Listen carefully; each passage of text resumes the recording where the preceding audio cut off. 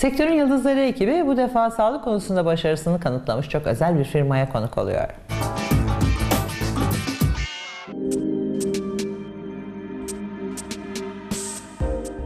Şimdi de İstanbul'da alanında uzman bir firmanın Uyum Sağlık Evde Bakım Hizmetlerinin konuğuyuz. Yanımızda Tamer Bey var. Efendim, öncelikle sizi tanıyabilir miyiz? Hoş bulduk, teşekkürler. İsmim Tamer Erence, uzman uyku teknisyeniyim.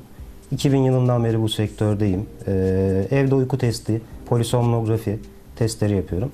Aynı zamanda evde bakım, sağlık hizmetleri var, hemşirelik hizmetleri.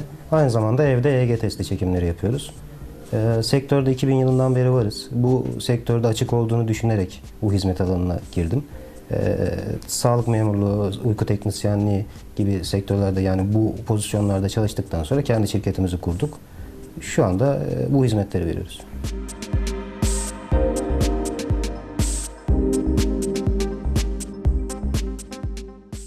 Tamer Bey, firmanızın kurulduğu günden bugüne kat ettiği yoldan bahseder misiniz? Söylemiş olduğum gibi uyku testinde devlet hastanelerinde çok sıra olduğunu düşünerek, bir açık olduğunu düşünerek bu sektörde girdik. Evde uyku testi, polisomnografi projesi de çok yaygın bir proje değildi. İnsanlar devlet hastanelerinde çok aşırı süreler bekliyorlardı. Yani 2-3 sene gibi sıralar bekliyorlar. Bu sektörde açık olduğunu düşünerek girdik. Sağlık sektörde özellikle evde bakım, hemşirelik hizmetleri bayağı bir açık olduğunu düşünerek bu hizmet alanına girdik.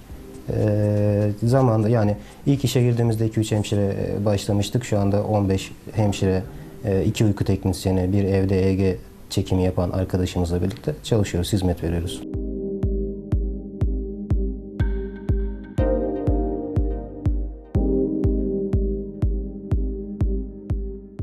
Efendim, uyku testi hakkında bilgi verir misiniz? Uyku testi nedir? Uyku testi, öncelikle hastaların yakınmalarından bahsedeyim ben size. Bize gelmiş olmalarındaki sebeplerden bahsedeyim. Hastanın yataktan kalkmakta zorluk şikayetleri olabiliyor. Gün içinde uykululuk hali olabiliyor.